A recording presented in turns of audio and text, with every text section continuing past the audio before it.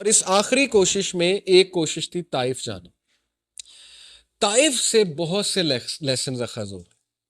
اور سب سے بڑا لیسن جو اتنا قابل غور ہے، جو آپ کے عقیدے کو، آپ کو اسٹرانگ بنائے گا، وہ یہ ہے کہ ناٹ ونس رسول اللہ نے خود طائف کا غم ایکسپلین کیا. ناٹ ونس پوری سیرت صرف تب ایکسپلین کیا جب حضرت عائشہ نے پوچھا کہ یا رسول اللہ، کیا احد سے بھی بڑا واقعہ آپ تک آیا ہے؟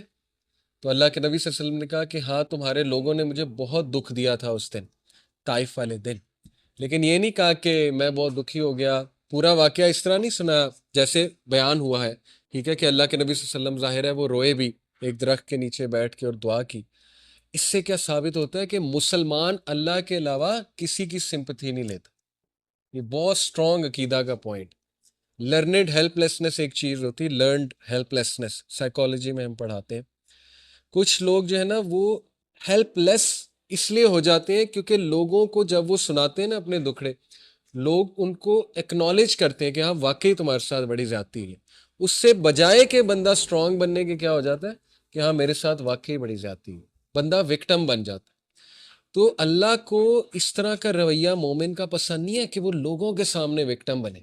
وکٹم بننا ہے تو رب العالمین کے سامنے بنے، تہجد کے ٹائم جا کے روئیں اور بچوں کی طرح روئیں اور سارے غم اللہ کو بتائیں.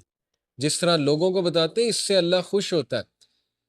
دیکھیں جب ایک بچہ، اسے بہت کوئی ناگوار حرکت اس کے ساتھ ہو جائے، اسے پسند نہ آئے، بچہ امیچور ہوتا ہے، ماں باپ نے کوئی بات نہیں مانی، اب وہ پروٹیسٹ کرتا ہے. پروٹیسٹ کے مختلف طریقے ہیں. وہ اتنا غم میں چلا جاتا ہے، اپنا سب کچھ جو ہے وہ بگاڑ لیتا ہے، کھانا نہیں کھاتا تاکہ ماں باپ کی ذرا توجہ آئے.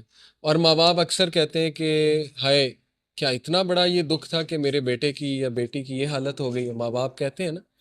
تو اسی طرح اگر دکھی کسی کے سامنے ہونا ہے تو اللہ کے سامنے. ٹھیک ہے نا. اللہ تعالیٰ آئی ایم شیور اس پہ، جیسے جب انسان اللہ سے دعا کرتا ہے، حدیث میں آتا ہے نا، جب سورہ فاتحہ ہم پڑھتے ہیں تو اللہ باقاعدہ جواب دیتا ہے. جب انسان کہتا ہے کہ ایاک نعبد و ایاک نستعین، تو اللہ تعالیٰ فرشتوں سے کیا کہتا ہے کہ میرا بندہ ایکنالج کرتا ہے کہ میں دعائیں قبول کرتا ہوں. تو اللہ کہتا ہے چل پھر مانگ، کیا مانگنا. تو اس کا مطلب کہ اللہ باقاعدہ جواب دیتا ہے. تو اسی طرح جب ایک بندہ اللہ کے سامنے اپنی بے بسی شو کرے گا، انما اشکو بسی و حزنی اللہ، حضرت یعقوب کے یہ الفاظ، یہ چھوٹے الفاظ نہیں ہے کہ میں صرف اپنا غم اور دکھ کس کو سناتا ہوں؟ اللہ کو. میں اپنی شکایت کہاں کرتا ہوں؟ صرف اللہ کے ہاں. تو یہ بات اللہ کو اتنی پسند ہے کہ اس بندے کا اتنا کانفیڈنس ہے مجھ پہ کہ لوگوں کے پاس جا کے نہیں رو رہا، میرے پاس آ رہا ہے. یعنی اس بندے کا اتنا کانفیڈنس ہے مجھ پہ کہ میں اس کے مسئلے حل کر دوں گا. تو آپ سوچیں، آپ اللہ تعالیٰ کی توحید کو کیسے جو ہے وہ اس پہ ایکٹ کر رہے ہیں. حدیث میں آتا ہے کہ جب بندہ دعا کے لیے ہاتھ اٹھاتا ہے، اللہ کے نبی صلی اللہ علیہ وسلم نے فرمایا یور لارڈ از شائے، تمہارا لارڈ شائے ہے. جب تم اس کے آگے دعا کے لیے ہاتھ اٹھاتے ہو تو اللہ تعالیٰ شائع ہوتا ہے کہ میں اس کو ایمٹی ہینڈ ریٹرن نہ کروں. سبحان اللہ، یہ اللہ تعالیٰ. ٹھیک ہے نا. تو لیکن بات یہ ہے کہ صرف اللہ کو. اس لیے آپ دیکھیں طائف کے واقعے پہ اللہ کے نبی صلی اللہ علیہ وسلم نے کبھی واقعہ وہ نہیں سنایا، کبھی ایمپتھی لینے کی کوشش نہیں کی انسانوں سے کہ بہت بڑی زیادتی ہو گئی تھی، یہ ہو گیا وہ ہو گیا. نہیں، حضرت عائشہ کو بھی اسٹریٹ بس یہی سنایا تھا کہ ہاں تمہارے لوگوں نے مجھے اس دن بہت دکھ دیا تھا، بس دیٹس اٹ. اس کے علاوہ کوئی ڈیٹیل نہیں. وہ تو باقی ڈیٹیل تو ہمیں حضرت زید سے ملتی ہے نا، حضرت زید ان کے ساتھ تھے، حضرت زید بن حارثہ، ان کے جو منہ بولے بیٹے تھے، وہ تو ان سے ملتی ہے ہمیں. ٹھیک ہے نا. یا کسی اور نے اگر دیکھا ہو، وٹنس کیا ہو، تو ڈیٹیل اس سے آ رہی ہے. تو ثابت یہ ہوتا ہے کہ مسلمان اسٹرانگ ہونا چاہیے. مسلمان کا سارا اعتقاد جو ہے وہ اللہ پر ہونا چاہیے. میں آپ کو ایک بات تجربے سے بتاتا ہوں. آپ لوگوں کے سامنے اپنی ویکنس شو کریں گے نا، رونا دھونا، ایک ٹائم آئے گا لوگ کہیں گے یار ایسے روندا رہنا، آپ کے بارے میں مشہور ہو جائے گا کہ یہ تو ہر وقت اس نے رونا ڈالا ہوتا. تو پھر کیا فائدہ ہوا؟ ٹھیک ہے نا. ایک ٹائم تک لوگ ہیلپ کریں گے، اس کے بعد جو ہے وہ لوگ بھی تنگ آ جائیں گے. تو اس لیے اللہ کے سامنے پٹی جو ہے وہ اللہ کو شو کرے کہ اللہ مجھ پہ رحم کر، رب اغفر ورحم وانت خیر الراحمین. اور ایسے کانفیڈنس سے اللہ آپ کی پھر ایسی مدد کرے گا کہ آپ کا گمان، یہی اس آیت کا مطلب ہے وَمَن يَتَّقِ اللَّهَ يَجْعَل لَّهُ مَخْرَجًا. جو کوئی اللہ کا تقوی اختیار کرتا ہے، اللہ اسے اس طرح سے نکالتا ہے اس مصیبت سے اور ایسی ایسی سورسز سے دیتا ہے کہ اس کا گمان بھی نہیں جاتا. لیکن شرط کیا ہے کہ اللہ پہ کانفیڈنس، اس لیول کا کانفیڈنس کہ نہیں، میرا مسئلہ اللہ ہی حل کر سکتا ہے، میں نے اللہ سے ہی لینا ہے. میں اس کے علاوہ کوئی اور کچھ سوچ ہی نہیں سکتا. بچے کی طرح پیچھے پڑ جائے اللہ کے، جیسے چھوٹا بچہ اپنے ماں باپ کے پیچھے پڑ جاتا ہے نا کہ نہیں نہیں مجھے چاہیے مجھے چاہیے مجھے چاہیے. اللہ تعالیٰ بہت خوش ہوتا ہے، ٹھیک ہے، کیونکہ this shows your confidence on اللہ سبحانہ و تعالیٰ. This shows how much you rely on اللہ، how much you are confident on اللہ کہ اللہ تعالیٰ میرا رب ہے اور وہ ہر چیز دینے پہ بے شک دینے پہ قادر ہے. تو خیر یہ تو ہو گیا وہ پوائنٹ کہ رسول اللہ صلی اللہ علیہ وسلم never took anyone's empathy اور sympathy with regards to this incident. لیکن واقعہ بہت افسوسناک ہے. اللہ کے نبی صلی اللہ علیہ وسلم پہلی تو بات واک کر کے گئے. آپ میں سے کوئی طائف گیا ہے؟ میں 2 بار گیا ہوں، ٹھیک ہے، اور پہاڑی راستہ ہے، آپ نے بھی دیکھا ہے، ٹھیک ہے نا.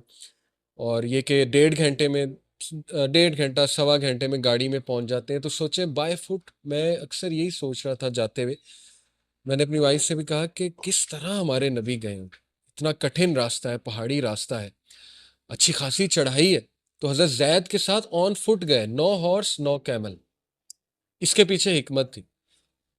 یہاں سے ثابت ہوتا ہے کہ ایون دو اللہ کے نبی صلی اللہ علیہ وسلم کا اعتقاد بہت اسٹرانگ تھا، لیکن ہی ٹرائیڈ ہز لیول بیسٹ جتنا کیئرفل ہو سکتے تھے لائف. حکمت یہ تھی کہ قریش کو شک نہ پڑے کہ یہ کہیں دور جا رہے، آن فٹ گئے تھے اسی لیے. تو ہمیں بھی اپنی لائف میں ایسے ہی زندگی گزارنی ہے، ہمیں اپنی بیسٹ ایفرٹ کرنی ہے آخر تک، جتنا کیئرفل ہم کسی بھی معاملے کے حوالے سے ہو سکتے ہیں، جتنی ایفرٹ ہم کر سکتے ہیں. اینڈ دین لیو ٹو اللہ، اس کے بعد اللہ سنبھال لے. ہر چیز ہم نے اللہ کو بتا دی، اپنی ایفرٹ بھی کر لی. اب میرا رب مالک ہے، اب میرا رب جو ہے وہ میرے لیے جو فیصلہ کرے گا اس کو میں قبول بھی کروں گا، لیکن یہ کہ مدد طلب کرتا رہوں گا اپنے رب کی، ٹھیک ہے. تو وہ بائی فٹ گئے.